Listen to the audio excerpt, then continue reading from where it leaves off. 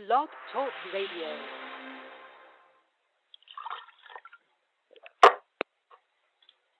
It goes down smooth. It's the Daily Shot Talks live program right here on Blog Talk Radio and live on YouTube worldwide.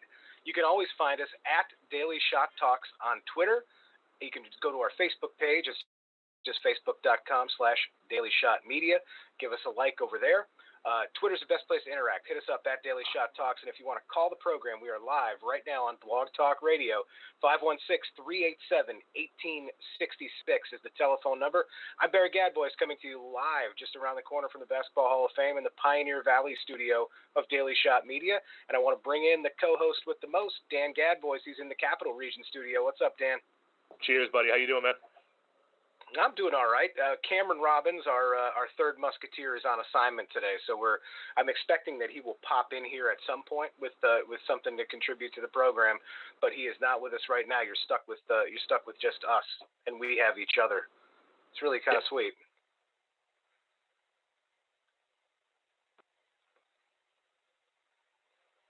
I don't hear you. Did you mute yourself, Dan? Yeah, hold on. That's off to a good start. This show's off to a really, really good start. I'll tell you what, you can't beat it. Hey, one thing I do want to say is, yes, I do hear you now. Yep, it's like a Verizon commercial now. I hear it. It checks in the mail. Okay. Hey, congratulations, by the way. It is the middle of May now, although it feels like every day has been Groundhog Day since about March 16th. Congratulations to all the graduates out there who are graduating from college right now, who will graduate from high school in the next few weeks, who have been robbed of a lot of the sort of senior year accoutrement of achieving your graduation. Congratulations. It's really, really awesome. A lot of people are doing these virtual commencements. I think some of them are better done than others, and I know a lot of people are trying to figure out right now all over the country how they could maybe figure out a drive-in or drive-through high school graduation. But congratulations to all the graduates. And I'll tell you one thing that the graduation situation has led to is that a lot of big commencement speakers are now appearing virtually. You get a virtual visit for your commencement. Not like President Trump, I think, is going to do the West Point commencement in person, but a lot of other virtual commencements, like former President Obama, who joined a virtual commencement over the weekend. And one thing that I noted about the former president was how he totally kept it apolitical, did a really, really all nice those job. Adults that used to think were in charge and knew what they were doing, turns out they don't have all the answers. A lot of them aren't even asking the right questions. Huh, interesting. You know what? Maybe you should have asked the Iranians what they were going to do with the cash. You know what I mean, Mr. President? When we go low, they go high. Is that what or the other way around? What's that supposed to be? And by the way, Trump, speaking of going lower, I basically said on multiple occasions that Barack Obama was an incompetent president. That was his line. So it's interesting to me that Obama has jumped back into the fray as sort of a political operative now more than a former president, and but using a commencement. The Democratic Party needs him. You know, right now. Barack Obama is the progressive version of Donald Trump. That's the problem, because he's polarizing. I think he does as much to motivate the people who don't like him as he does to motivate the people who do. That's the problem. But I think if you're the Democratic Party right now, you're sitting there looking at this going, who do we have? Who do we have that's going to motivate anybody to go out and vote? It's not going to be Sleepy Joe. So who's going to be the guy? Just because he's confused by some geese flying by doesn't make him a bad candidate. I mean, come on. Yeah, so I think speaking of the DNC, it has to do something. I think wheeling Obama out right now is what they're hoping is going to motivate people to support Joe. Well, if there's one thing he did a nice job of not using a college commencement as an opportunity to take a passive-aggressive shot by not naming names, but just talking about people's sort of lack of adulthood. It was really good, very classy. I mean, absolutely the high road. Yeah. The other person who participated in a commencement over the weekend was House Speaker Nancy Pelosi, and she had an interesting experience. Good afternoon, graduates. Thank you for the immense honor of addressing you. Oh my God! What kind of a commencement was that? Where we needed to dress the graduates? What was going on there, Nancy? Good afternoon, graduates. Thank you for the immense honor of addressing you. They actually just left Joe Biden. so they needed to get dressed. So I guess you show up naked and then your speaker dresses you. So there you go. that's good. But in all seriousness, though, congratulations to everybody who has graduated or is graduating. It's got to really suck to have gone this far and put this much in and have your graduation land in the middle of this coronavirus train wreck. I think the important thing to think, too, I was talking to a neighbor the other day who has a daughter who's graduating college this year. For me, I've thought about this as being, an opportunity to celebrate and kind of look back on the last 4 years. But for this person's daughter, she was in an internship with the state Senate. Now she is, unfortunately going to lose out on contacts, going to lose out on hopefully getting a job for the summer or fall. So I think, we've got to look at this also from a logical teacher point of view, that these graduates have an uphill climb that I don't think generations have seen in a long time. Well, they do, and it's the same. I think it's actually the same climb that most people who are small and medium-sized business owners have, which is that once things get back to quote-unquote normal, the world hasn't stopped in the background. So there's another class coming behind these kids who are going to catch up to them, and there are more people who are trying to now capture people who want to go to the gym and people who are going to go to restaurants. The competition for business hasn't stopped either. These kids are in the same boat, other than people who work for the government, who, as near as I can tell, none of them have lost a thing. Everybody else is going to be fighting for a smaller piece of the pie, and that includes graduates and includes small and medium business owners. Well, the interesting thing to think about, too, in the restaurant world, we always say you're in a cycle. So typically people have 2 to 3 restaurants they cycle through. You got the short stop, you got 7Bs, they become your habitual places. So, the Rumble. Those are mine. So, you hit them. Right. But for a lot of people, this is going to reset that, right? So, people who are regulars to locations that have been closed or doing takeout only are going to reset where they go. And it's an interesting time for restaurants to look at where their business come from, because it may not be the place their business came from in February or January. You have to market and tactically get people in the door differently than you have, in your past. Yeah, it's interesting now. So a couple of things have popped up here in the last few days. One of the things that I thought was the most interesting was an announcement from the governor of Illinois. And here's a little bit of sound from our friends at WAND in Illinois with information Breaking on news that. at 10, Governor Pritzker has filed new emergency rules that could put business owners who violate his stay-at-home order in jail for up to 1 year. Up to 1 year, says Governor Pritzker there in Illinois, if you violate the stay-at-home order. So to say, listen, if you're a rapist or a murderer and you might be at risk for COVID, you're out. You could get out of jail. However, if you own a hair salon and you're about to go under, then you're not allowed to open. You're going to jail. You will get the jail cell of the rapist who is released. The problem with absolutely this, man, crazy.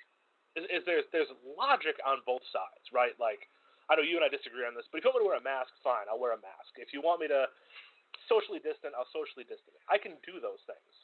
However, we flattened the curve. It's time to get back to work. And the fact that states like Massachusetts, or New York for that matter, haven't given businesses a timeline. We're phase 1, maybe 3 weeks, maybe 2 weeks, maybe more, who knows? Restaurants are phase 2, this is phase 3. It's crazy, man. And the fact we're putting people in jail over this is nuts. I'm not saying that there's not risk. I'm not saying that people should be out, not being socially distant, not practicing good behaviors, not sanitizing. But there's logic on both sides. You can wear a mask and be socially distant and still operate your business. Yeah, well, the thing is, though, this is what you got to understand, and this is what, from the beginning, this is the thing that I have understood about this, is that when you give power, it is not given back. When somebody takes emergency power, it's just like money. It's just like money. When somebody takes money, there's nothing temporary about it. That's why you got to listen to Lindsey Graham. Boy, y'all want power. God, I hope you never get it. Yeah, I hope you never get it, because you're never going to give it back. And Massachusetts Governor Charlie Baker came out yesterday with a big PowerPoint, graphics and colors and charts and logos that essentially says nothing. It doesn't say they're going to allow churches to open at 40% capacity this weekend.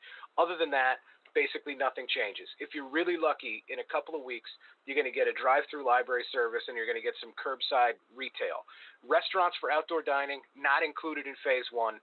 Total garbage here in Massachusetts that restaurants with patios and outdoor seating can't use it, but that's the way it goes. The full reopening plan, by the way, for Massachusetts is not going to come to its culmination until August if everything runs on these crazy 4-phase, 3-week schedules. It's insane. Dude, somebody is going to overreact to this, whether it's Baker, who I think is poised to because he's handled this so poorly, but at some point this summer, somebody's going to see a spike, and they're going to freak out and shut it all down and start over, and that's going to be a mistake. So, well, I saw Sharman Sacchetti, who's a great reporter in Boston, actually former reporter at WTN in Albany, great political reporter in Boston. Marty Walsh had a press conference today and said he's not. So the state of Massachusetts says you could reopen office buildings at 25% occupancy. Mayor Walsh says he's not personally comfortable with that number. Right. And if there's one thing that we know as good students of civics, this country was founded on the idea that we shouldn't do anything that chief executive officers of cities and towns aren't comfortable with. That should be really the benchmark that we look at here. So I think the overreaction's already there. It's already happening. It's good. I disagree. I think it's going to be bigger and worse. There will come a point, because there's going to be an uptick, right? We have to realize that as people get closer together, there is going to be an uptick. So the point is to manage that uptick and to keep it at a minimum, but somebody's going to see it, somebody's going to overreact and shut it all down. And I hope it's not New York, I hope it's not Massachusetts, but it will be somebody. And Cuomo and Baker have not exactly been excellent in their handling of this. Boy, y'all want power. God, I hope you never get it. So my hero for the day is a gentleman by the name of David Blondin, who owns a gym. It's funny that a gym owner would be my hero, but he is. Yeah.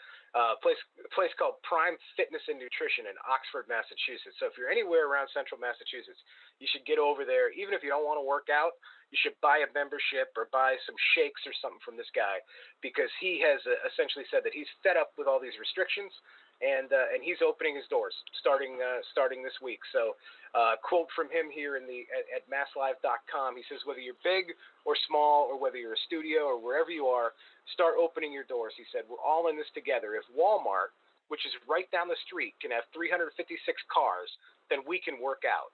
And you know what? This guy sounds like a real American hero right now. He's absolutely right.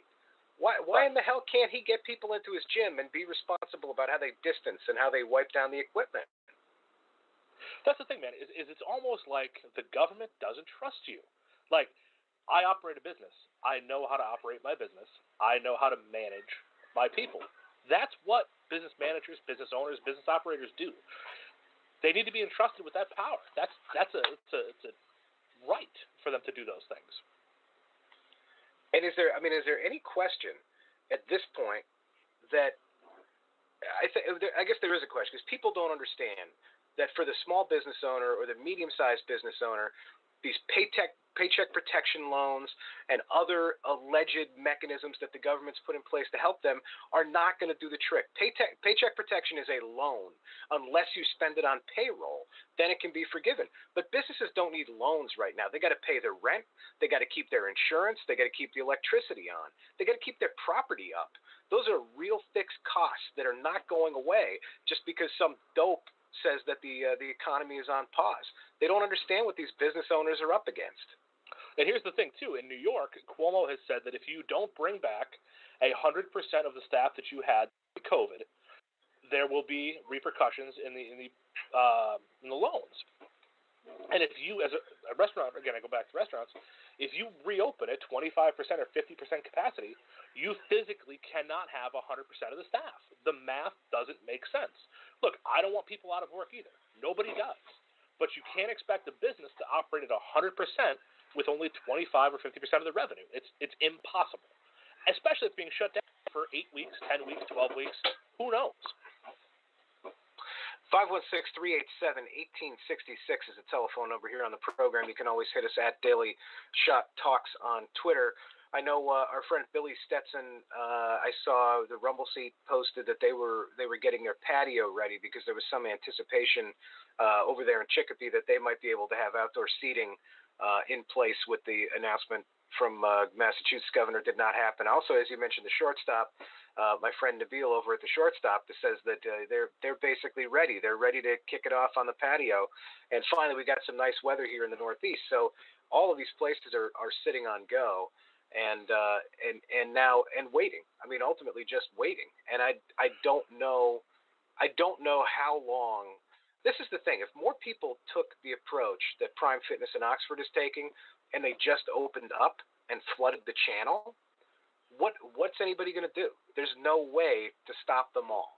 That's my take on it. The problem, especially for restaurants, is that if you take the liquor license, which they can do, and they're very hard and very expensive to manage, you're done. You're dead.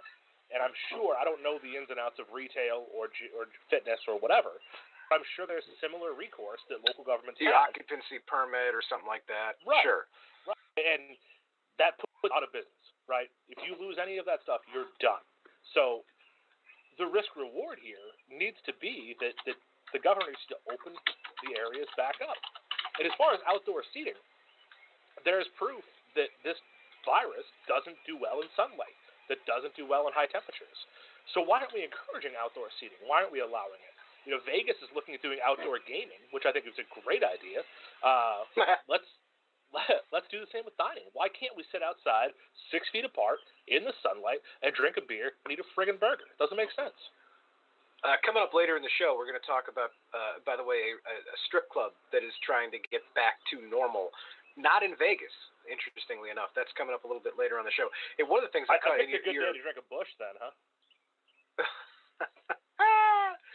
One of the things that you keyed on is the enforcement around this stuff. And if we go down to Belmar, New Jersey, that's one of the places that another gym down in Belmar, which is in southern New Jersey, has reopened despite the stay-at-home orders that are in place. He said the owner of the gym, Frank Trimbetti, said, "We truly believe if we don't do this in the end, we'll have zero rights and no say in what happens." So he said, "Screw it. I'm opening up my business." They had a lot of people lined up outside ready to support him when that happened, when the local cops showed up, which you think might be the beginning of some problems for Frank Trimbetti, who's opening his gym illegally. Here is what the cops had to say to Frank. Oops, I swear it's coming. Here's what the cops had to say. You are all in violation of the executive order. On that note, have a good day. Everybody be safe. So down there at Belmar, New Jersey, the police department took the attitude that they would advise people that there was a stay-at-home order and that they were in violation of it, but ultimately be safe and make your own decisions. I mean, what a remarkable way to treat the population at this point, don't you think? I mean, it's the right way to handle it. A big Back the Blue supporter here, so I'm glad the police are using some common sense with these executive orders and, doing their job, but also, let's be serious and rational about this. It takes a lot. I mean, the thing is, I said this before, it takes a lot of balls. I mean, you point out you have a lot of issues that can be brought to bear, especially a bigger, like if you got a business in a city like Boston or a city like Chicago, the regulatory environment is, you're already done. I mean, you can't even think about going against these orders because you're going to get crushed. Now, having said that, maybe in a place like Oxford, and you can see on the screen here, we have a tweet from our friends at Spectrum News 1 in Worcester that shows Prime Fitness there in North Oxford. Maybe you got a little bit of a different environment, or you have a different relationship with the local authorities. But it just seems to me that at this point, especially in these cities and towns, these local health departments and local officials have an opportunity to say, "Hey, we recognize that there's an order in place from the governor, but we're gonna make sure that people have the information that they need, and then we're gonna let them do what they need to do for their livelihoods and their businesses." I think it's an element of logic as well. Like, look at this. If you come up to a location where people are lined up socially distant, where the business owner or operator is inside the business and he's managing people and he's being safe, then there's no need to crack down on these people. They need to run their businesses, make their money, provide for their families. These small business operators, medium business operators are not rolling in money. These are not millionaires 9 times out of 10. These are people who are operating on 30, 60, 90-day credit, and they need their money. They need revenue. Well, and despite what a lot of, I think, politicians like tell you these are small and medium-sized businesses are the biggest employers in terms of volumes of employees, and these guys like Dave Blondin in Oxford are literally they put their own money and their own sweat equity into these businesses, and a lot of times you may not draw a paycheck, you may not get anything out of it. The only thing that you have is the ability to continue to do business, and they're having that strangled away from them. By the way, Prime Fitness in Oxford has a GoFundMe, so if people if they do get hit with any fines from the local authorities, or if Governor Baker decides to do something even stupider than what he normally does and take some action, people like us can donate money to a GoFundMe, and I'm happy to do it. I actually said I might buy even though I'm not going to use it because I'm not anywhere near Oxford, I might buy a membership at the gym just to support the guy. Yeah. I won't. Nobody will believe I'll buy a gym membership, but I appreciate your incentive. It could be fun. Maybe we go in there and do some. This seems like, by the way, and I don't know, but seeing the pictures of this Prime Fitness place, this seems like the kind of place you're not going to go in there. You don't just go in there and ride the bike and like watch TV on the treadmill. I think you go in there and get your ass kicked. So it's a little intimidating. This place looks like they got real, training, small classes or personal training. I just want to go in there, maybe get a smoothie and maybe walk the treadmill and watch like Jaws on AMC or something like that. I don't need all the personal training. 15 years ago, I would have met you there.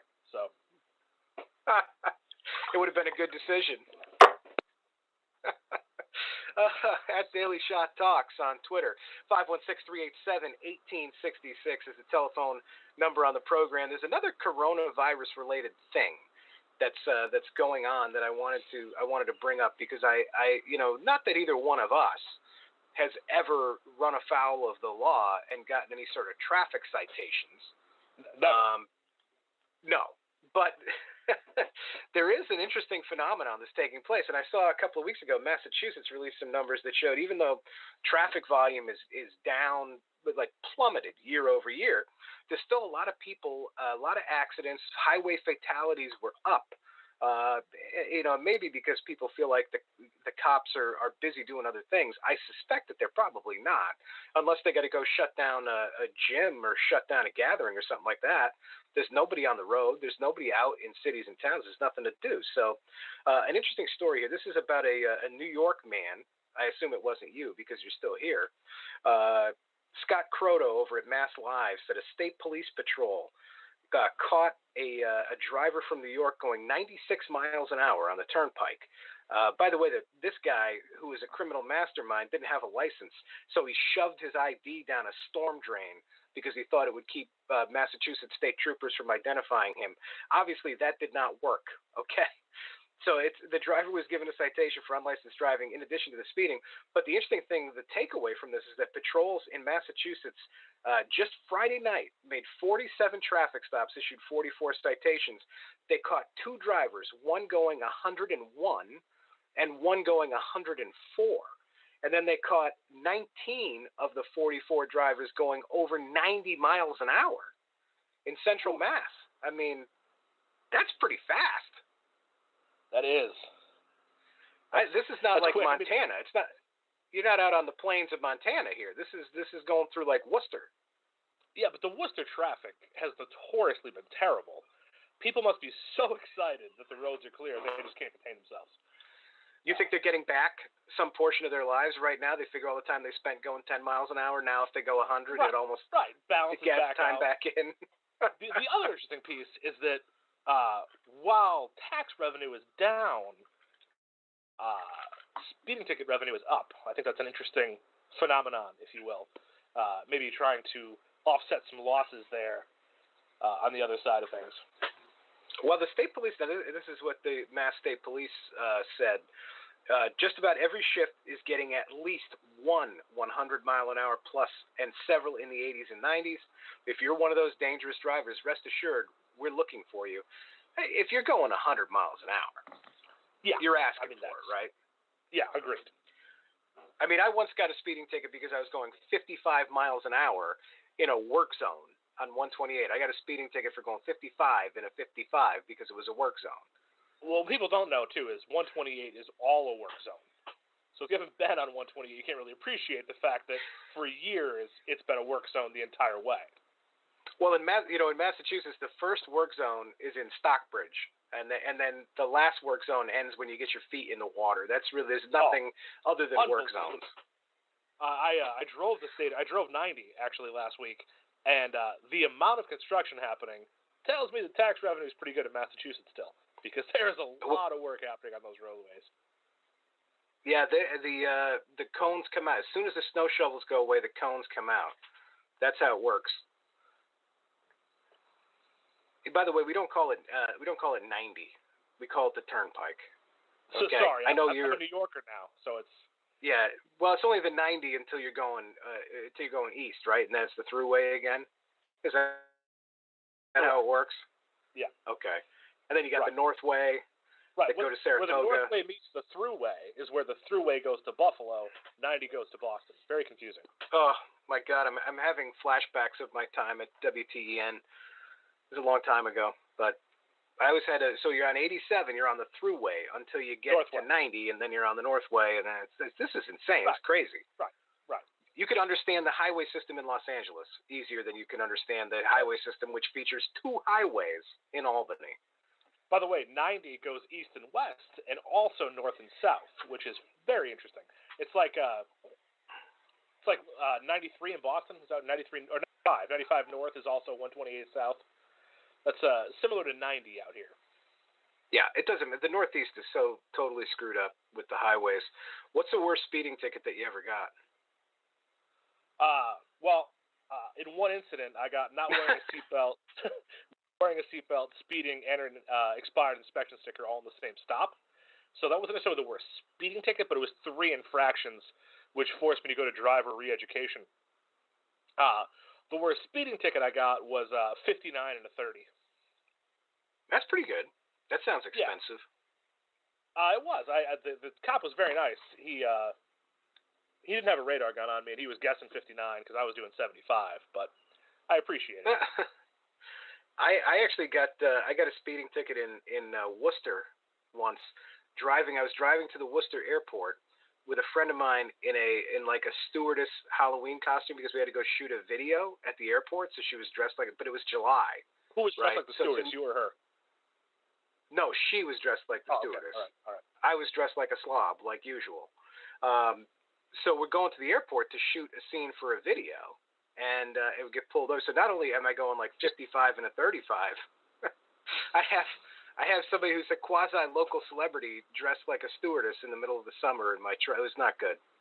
We're gonna have to come back to this at some point when Daily Shot Media goes rated X. I need the full story of what video you were shooting with a stewardess. No. This was totally this was a community. This actually was a part of a video campaign when they were trying to get JetBlue to come to Worcester Airport, which, by the way, succeeded. JetBlue, well, I mean, maybe not now. Maybe there's a little bit of a Pyrrhic victory. But this was a community-based initiative. This wasn't any kind of shenanigans. So who blew who? JetBlue? Oh, boy. All right. We're not going to go lowbrow.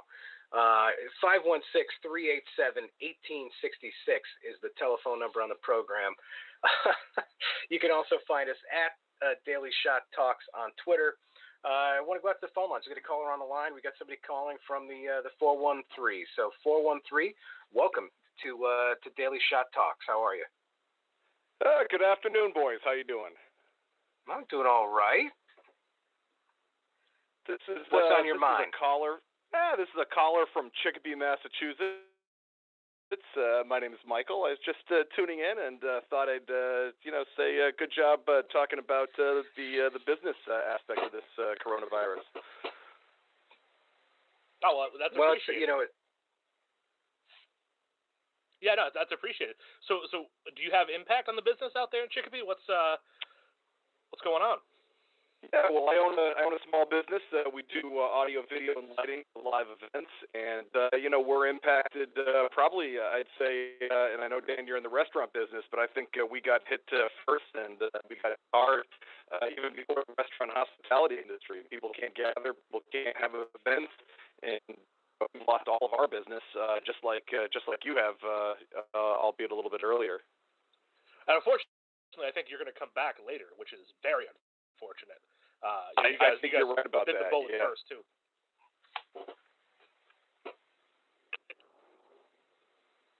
Oh, I think. Hey, Michael, if you can hear me, I think your phone was breaking up. They might have had a bad cell.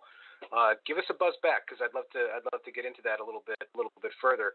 That's something that I suspect that I know who Michael is, and he's exactly right. I mean, the live events, concerts, even things like weddings and social gatherings and all that stuff. We talk about restaurants should be reopening now, and they're delayed. I think in places like Massachusetts, that stuff is not even on the radar at this point. No, it's not even close. And you know, any form of large gathering, I think is so hard. You know, concerts are. I mean, tours are canceled throughout the year. I don't think we see concerts till this time next year if we're lucky, honestly. I did see that Colin Ray, who I always liked, a big 90s country guy, it has a show scheduled in Utah. And he got the blessing from the mayor in whatever municipality in Utah, and they're going to do the show. I imagine it's going to have social distancing, limited capacity, and all that kind of stuff. But, you know, there's some things. And by the way, NASCAR did an outstanding job over the weekend. NASCAR raced the first Cup race at Darlington. They'll be back tonight with an Xfinity show, Wednesday night with a Cup race. They'll at least get on TV and something for the sponsors, but no fans in the grandstands, which is a little tough to take. They've got to do something at this point. We need somebody to be the first. And I think NASCAR and golf doing what they did this weekend and what's coming up this weekend with Tiger and Phil and Brady and Manning. We need a first sport. And I think NASCAR and golf are the right ones for it. They're the easiest to socially distance. So I think they're the leaders of the pack right now, for turn of phrase. Let's try to go back out to the old daily shot line. I think got a better cell here to connect with Michael in the 413. Are you back? I'm back. You know, trying to do this remote thing with technology, right? Sometimes it doesn't go as how every expected. meeting goes now, so it's the way it is.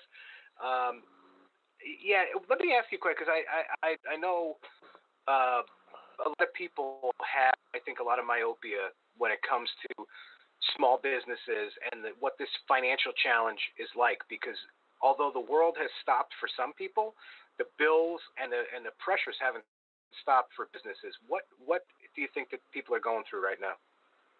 Well, you know, I think, as you guys said earlier, the general public probably looks at it and says, well, the government's helping small businesses, there's the PPP program and other programs, but it's really not as black and white as it seems. You know, you talked earlier about small businesses opening up. Now, the PPP program requires that you spend a significant amount of the money on payroll and bringing employees back, which is obviously important, but that has to be done within an 8-week period. And so for those of us in the events or hospitality business, we're not even allowed to gather or be open. So that 8 weeks is really insignificant.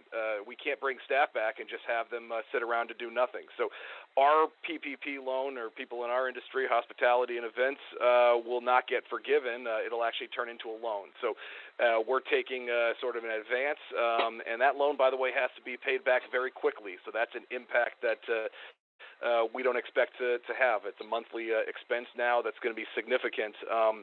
And I think that people don't realize just opening our doors, so whatever date that is, you were talking earlier about the governor of Massachusetts and the governor of New York indicating when restaurants can open. Just opening doesn't mean cash flow, and it doesn't mean cash flow will return to the volume it was at prior to the shutdown. So it's a real challenge that people aren't thinking about. Hey, Michael, so I've thought about that a lot in the restaurant business. You know, when going back to work isn't the light at the end of the tunnel for me.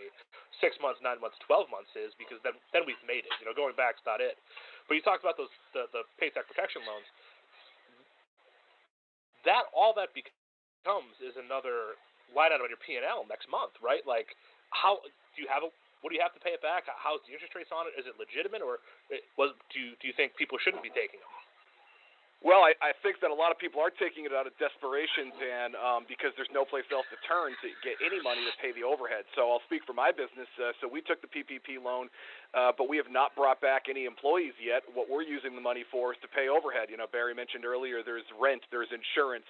Now, you can use it for rent, and you can use it for health insurance, but there's all sorts of other things. There's business insurance, liability insurance. There's equipment financing. The restaurant business is also a capital-intensive business, just like my industry is.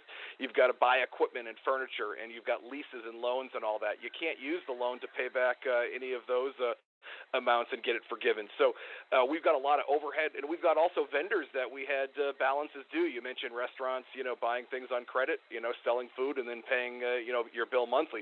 We had bills due to vendors that we used our PPP to pay to maintain good relationships with those vendors. So what's going to end up happening is, like in our case, the PPP will turn into, largely a loan. It's at 1%, which is great because it's almost free money. But the challenge is that right now the Treasury Department is indicating it's got to be paid back within 2 years. So let's just say you took a $100,000 loan, and you've got to pay that back over 24 months. That's a significant monthly nut that you've got to carve out of your P&L. So that's another, $4,100 plus a little interest a month that you've got to, take out of your operating expenses. And small businesses, that's a lot of money, and that's just not going to come from increased sales or anything like that, especially in a small margin world like in your case restaurants, or in our case, live events. Yeah, I mean the restaurant industry. If you're operating at 15 cents on the dollar cash flow, you are very well. You're doing really good. So for $4,100 to then come out of that's a big portion of it, and things are getting tight. And I can't speak for your industry. I don't know, what your margins are like. You don't have to get into that, but $4,100 is monthly is a lot. That's a big. You got to sell a lot of burgers to cover that $4,100 nut. Exactly. What do you think, Michael? What do you think the future looks like? I'm curious as you try to project this out for your business and for the industry, because obviously we're all, whether people realize it or not, they go to, whether it's a social event like a wedding, and I know I have a family member, my kid's godmother, who's supposed to get married in July, and her ability to do that is obviously up in the air, which also means that from a practical perspective, it's up in the air for the venue and the photographer and the caterer and everybody else. People go to concerts all the time, but they don't realize what's happening in the background of those concerts. What do you think the prospectus is right now for live events? I personally think that we're not going to see live events really ramp back up until 2021. I think the biggest factor is that there's so much unknown. As you said, Governor Baker, much respect to our politicians who do their best, but that document they put out was the most ridiculous thing I've ever seen. It's a flowchart, spreadsheet, graphical representation of nothing. It doesn't tell anybody anything useful. But just from the amount of cancellations that I see coming in my business and the amount of inquiries about cancellations, we're getting cancellations for October, November, December already. I really don't see people doing large gatherings and live events till next year sometime. And even then, that's unknown. What if the government suddenly says, oh, there's a resurgence, or the virus is coming back, in the fall or the winter? We have no idea. And the impact to that is beyond huge. There was the Live Events Coalition put out some stats last week saying that the event industry is a $1 trillion industry and employs I believe it was 24 million people. It's a pretty substantial part of the economy, and your neighbors, your friends, your relatives all may work in an industry that supports live events, supports hospitality. You think about the behind the scenes operations. You go to a concert, hundreds of stagehands have to set up that equipment. Road crews have to travel, bus drivers, truck drivers, catering. On your side, Dan, of the world, think about the food distributors, the food processors, manufacturers, beverages, linens. It's just unlimited the amount of spillover into other industries there is, and the amount of industries that are affected by this. It's staggering. Yeah, no, it's awful, Mike. I talk to a lot of people, that I have relationships with vendor-wise, and they're struggling. Beer distributors, linen. You talk about linen, that's a big one. But we've talked a little bit about like drive-ins making a comeback. If you had to reimagine your industry, where do you see it in 12, 18, 24 months? Does it go back to where it was, or is it going to evolve and change a little bit as we move forward? Good question. Well, I think, overall, we are social beings. Personally, I'm really tired of staring at four walls and not being able to interact with people. People enjoy being together. And whether it's a social activity, and that's, dining out, going out to your favorite bar or pub, and just gathering with friends, or attending a business meeting or an entertainment event, people want to be together. So I think long term, 12 months, 24 months away, I think hospitality and events, the industry is going to roar back. I do believe that in the bottom of my heart. The problem is how do we get there without putting a whole lot of people out of business and out of work? And that's the real challenge. I do believe it's going to come back, and I think it's going to come back strong because people are itching to get out. You mentioned some, alternative style venues. There's a lot of interest in drive-in venues. I recently saw in the news there's a music hall up in New Hampshire that did a drive-in venue. They built an outdoor stage, and I think they can do 50 or 100 cars. I'm not sure on the hospitality side how that works with the, liquor license or liquor service in a vehicle. Maybe you could comment on that. That'd be an interesting conversation. But it was pretty successful on their opening weekend. I think they had a few small local acts, and on the larger side, our industry with large, outdoor LED screens and things like that, you could make even a bigger venue, and you could put a large screen up, make it like a drive-in movie where you're viewing a live concert on stage, but at the same time it's being, delivered to you on a large screen, so the image is bigger. There's a lot of new things, but I think at the end of it all, whether it's 12, 24, 48 months away, I think at the end of it all, we're going to return to normal, and it's going to be, it'll be good. But how do we get there? That's the big question. For sure. To peel back the curtain a little bit, I know a lot of people in your industry rely on corporate events and corporate management, and there's not a lot of money in that world right now. Are you looking at ways to kind of be more consumer-oriented as opposed to corporate-oriented, doing concerts, commencements, things like that, or are you still kind of focused on live, the corporate side of things? Well, right now I think everybody is looking at taking whatever work they can get, as long as it's got some margin to it. On the corporate side, I think people still need to communicate, so corporate events in some way need to take place. The challenge for business in our space is that larger clients that have budgets to do this possibly already have these resources in-house. They've got large IT departments, large media departments. And then smaller organizations and nonprofits, they want to do that, but they don't have the financial resources to bring in an outside vendor always. So the trick is kind of readjusting some pricing models and trying to come up with solutions that are affordable for clients that need them, and still profitable at the same time. And we are, we're trying to invent, new ways of doing things. We've got some high school graduations that are looking at, creating videos where you would have an appointment with a graduate. They might show up at the high school auditorium, walk across the stage, one at a time. We shoot a video of that graduate getting their diploma, then stitch that whole video together and then air it on Facebook Live or, stream it to a streaming service and build a virtual event that way. So we're trying to invent new ways to do things.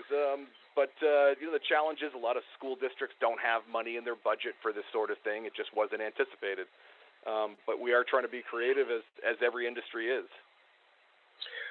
Michael, I'm curious why. Let me ask you a question, because I one of the things that I've noticed in the course of this shutdown and COVID situation is that there are a lot of people who, work for the government or work for a large company who generally have it pretty easy right now. They are generally working from home or maybe not working from home and still getting paid. They're not getting displaced in the same way that a lot of the people who own and work at small and medium-sized businesses are. So, I know that you got your skin in the game and you work as hard as you do to run a small company. Why do you keep doing it? What's in it for you? That's a good question, my friend. I think in the live events business, we love the thrill of seeing something that was an idea on a piece of paper coming together. It takes a team of, anywhere between 10 and 100 people, depending on the size of an event. So that's the high I get. That's the roller coaster ride I enjoy. I like to see a project come together when you sit back and step back in the room and say, we built this. Our team, gathered around a conference room table, put an idea together. Our designer put it on paper, and then an amazing team of people built it and made it come together. you know, that's what I live for. I love to see that happen. The moment the lights go down and we say go, that's like descending that hill on a roller coaster for those roller coaster enthusiasts out there. You know, why do I love owning a small business? Well, I'm a control freak. We'll start there. But no, it's really the satisfaction of saying that a small team of dedicated people made something amazing happen, and that's why we do it. But you're right; it's not always the most profitable thing. It's not always as rosy as people might think. You know, I get people tell me all the time, "Oh man, you know, you own a business, it must be great. You know, you make a lot of money." And you know, just because a lot of revenue flows through the business doesn't mean it all ends up in our pockets. Whether we're talking about an employee or an owner. And that's the hard part, but for some reason our brains are wired that we go on and we persevere because we love that high that we get you know, doing what we do. And I'm sure it's the same for you, Dan. You know, I bet you love walking in your restaurant and seeing the bar filled and the restaurant filled and people laughing and smiling and having a good time and having a burger and a drink. That's probably the same high that I get doing an event. It's funny, man. You said that. I felt a little tingle. I want the rush again. You know, I want to be buried in the kitchen or buried behind the bar, cranking some drinks out. So it's yeah, absolutely, man. It's a great feeling. That's why we do it. Well, I hope we're all going to get back to it soon, Mike. Do you want to tell people where they can find you if they're looking for some help with an event or looking for some technical service? Where can they find you? Yeah, absolutely. We're in Massachusetts. Our company is Zasco Productions. You can find us on the web at zasco.com, and we'd love to help you out.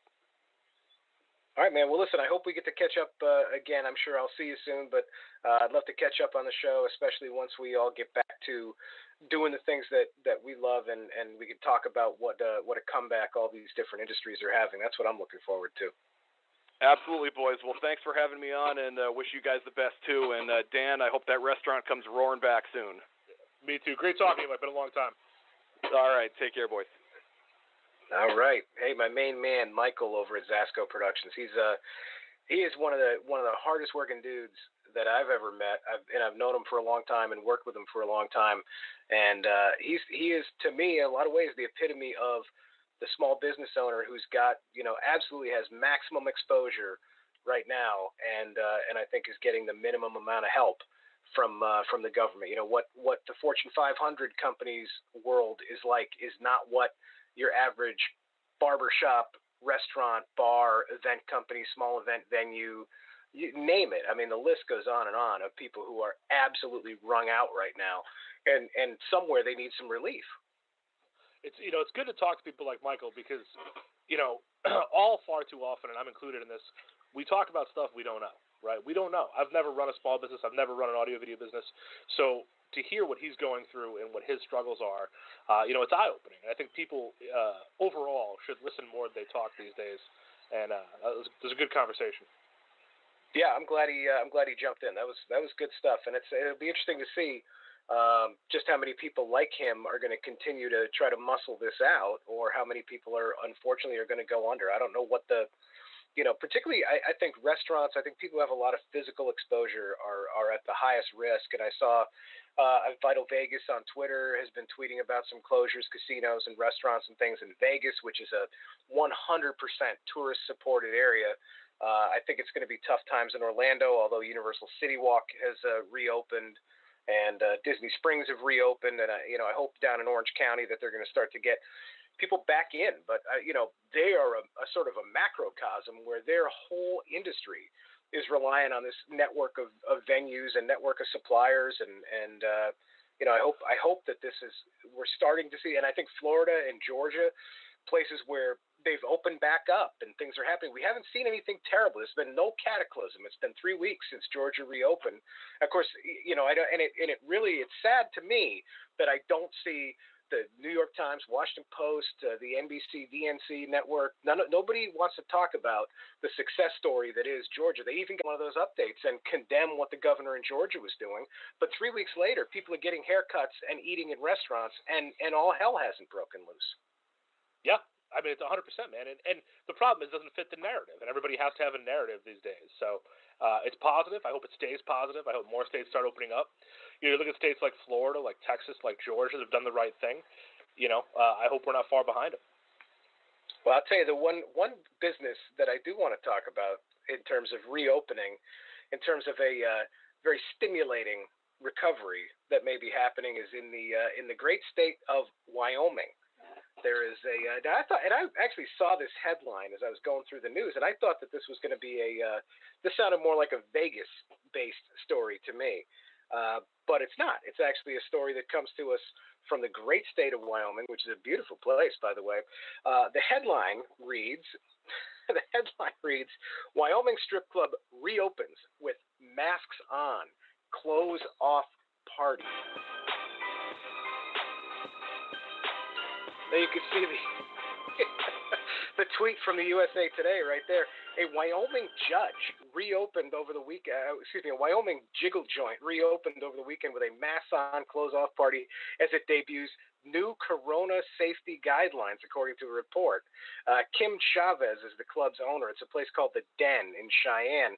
Said, sure, this is a risk that we're taking. The strip club was able to open alongside the state's sit-down restaurants and bars, which is how the business is classified.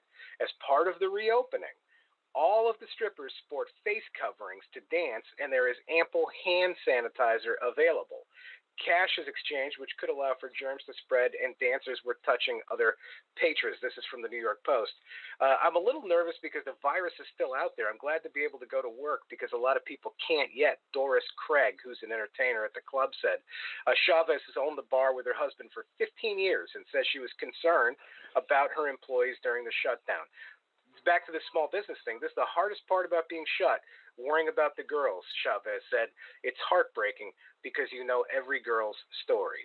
I suspect a lot of them are just trying to work their way through medical school. You buried the lead there. The stripper they spoke to was Doris? Yes, Doris. Doris Craig. Come on. I mean, that's fantastic. But how is it possible that in Cheyenne there are strip clubs reopening with hand sanitizer and masks on the strippers, and in some states like New York, you can't go out and sit on the patio 6 feet from other people and have a hamburger? How is this possible? But a variety of things. First off, I want to say kudos on the marketing campaign. That is brilliant, and that's what businesses are going to have to do. We talked about kind of changing lifestyles and changing your rotation, and businesses are going to have to change the way they market, and I think that's a fantastic marketing plan. It's just ingenious. But ultimately, Wyoming wasn't crushed by COVID. I think they are a few steps ahead of us here in the Northeast.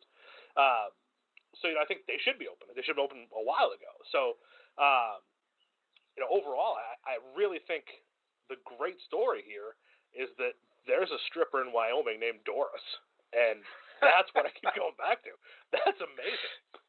516-387-1866 is the telephone number, at Daily Shot Talks on Twitter. Now, seriously, though, here's a serious consideration. Cheyenne is not that far up Interstate 25 from Denver, from Boulder, and some of these other population centers in Colorado. So if you're sitting in Denver, and you got a stack of 20s that's burning a hole in your pocket, what is stopping you then from jumping on the interstate and zipping up to the Den in Cheyenne to go see if Doris needs some help getting through school? And if anyone ever needed proof that my brother does not love strip clubs, it's that he goes there with a pocket full of 20s, because that is a serious financial mistake. You'll put Doris's great-grandchild through college with that attitude. Is that not what you're supposed to do? I mean, I'm not familiar, but I assume the people I've talked to would have told me that 20 to the strip club is a mistake. We needed some strip club experts. We should have gotten Vital Vegas involved in this to tell us the proper way. And I don't know. I mean, look, maybe the economics are different. If you go into a primo place in Las Vegas, right? I mean, it might be different than going to Cheyenne. Maybe you're going with a pocket full of 10s. Yeah, or in Cheyenne, a pocket full of corn husks or something. I don't know. Whatever's going right out there. I think that's Nebraska. I don't think that's Wyoming. Oh, fair. What is there any? Here's another consideration. Now, so guys, if you want to go to the strip club, maybe you get a thing, an event with the guys or some outing. You come up with a reason. It's a social thing. But so now, in the middle of the whole world being shut down, I would assume that only single men are running off to the Den in Cheyenne right now. Nobody's saying to their wife, "Hey, you know what? I'm gonna go meet Buck over at the Den. Just get a couple lap dances and a couple beers, baby. I'll be right back. I know it's the middle of a pandemic and the world is shut down, but I'll be right back." Yeah, I mean, I love my wife, so I would never go to a strip club. But I assume you'd have to be single to be wanting to do that right now. You'd also have to be in a super dark place to get a lapper from Doris. Why are you picking on Doris? She could be beautiful. She might be the most beautiful stripper you could imagine. I assume for the lap dance, she just puts her boobs over your shoulders. I guess that would be how I see that going. They keep you warm on those cold Wyoming nights over there. Yeah. There are, by the way, in the tweet, you see it if you're watching it on the YouTube. The USA Today story did indeed feature some imagery. I assume that's not stock image. I assume that is actual entertainers who are available for you at the Den in Cheyenne, Wyoming. So none of them appears to be 80 years old or whatever you're trying to cast Doris as being here. These girls all seem very nice. I'm not saying Doris isn't nice. I'm just saying Doris is exactly what I would expect at a strip club in Cheyenne, Wyoming. Now, this topic, by the way, has brought our co-host, who's been on assignment, has jumped on the line right now as we're talking about the Den in Cheyenne, Wyoming. Cameron, have you ever been to the Den in Cheyenne? No. Did you say you needed a strip club expert? So I thought I'd just call in real quick as the boom. I mean, just like that. Now, strip Dan, club expert. My co-host over here, he says he loves his wife, so he's not going to go to one. Yeah. But would never. Maybe I don't.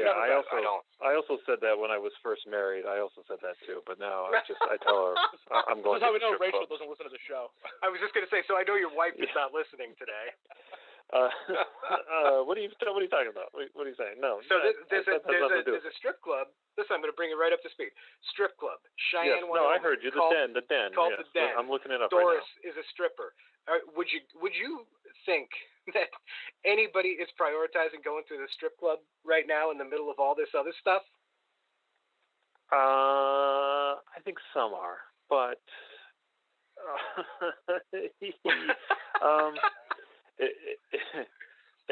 am I a widower? Am I? Do they offer a $1,200 special? What, by the way? That seems like a stimulus opportunity. Yeah, what's the situation? Is there discounts? Opportunity. Is there free steak involved? And by the way, there's no corn husk out there in Wyoming, by the way. That's what I said. Lizzie, that's Nebraska. Now listen. Wait, hey, well, first of all, you said USA Today, and then they show a stripper from Boston on here. Oh, that's her name? Her name is Boston. Dancer at the Den Strip Club in Cheyenne, Wyoming. She looks fine. These tries on a new mask during the club's reopening on Friday. Listen, I also have to wear a mask as well, right? I would assume. Yeah, this is fine. I'm okay with this. How many times can you say you went to a strip club during a pandemic? I say you do it just for the novelty of it all. Now, do you think that, what if the hand sanitizer gets in your eyes or something like that? It really could sting. You got to be careful. Is there a way to combine lube with hand sanitizer and kind of make it an all-for-one product? Oh, this is a... Listen, hey, this is an adult entertainment complex with entertainers. These women are not ladies of the night. I promise you, Doris is not No, but I'm sure there is a massage for $100 that you can get, right? I think you could probably get a shot for $100. That's what costs $100. Yeah. Dan made fun of me because I said I would go with a pocket full of 20s. What kind of denomination? What kind of currency are you bringing? Oh, singles, right? You got to bring singles, right? Thank you, Cam. Yeah, this explains the economics of my situation. Well, first of all, it's Cheyenne, so I don't think your high rollers are going in there with 20s. So I think you'll be fine true. With singles. The Den has about 25 dancers on rotation. Hey, this looks like the place to go in Cheyenne. Is there a photo? Should we go on assignment? Should we go take a look at this? I think we're gonna have to check with all our EPs to see if that's okay. It's for work. I think it's okay. Let's just go to the rodeo. Isn't there a rodeo in Cheyenne? Yeah, there's a lot of stuff. Yes, we're going to go for my 40th. Days. We're going to go to a dude ranch into the den. That's great. We're definitely gonna be dead at that point. 10 seconds left in the show. Cameron Robbins jumping on the phone. Thanks, Dan Gadboys in the Capital Region studio. I am Barry Gadboys in the Pioneer Valley studio. This is Daily Shot Talks, and we are out.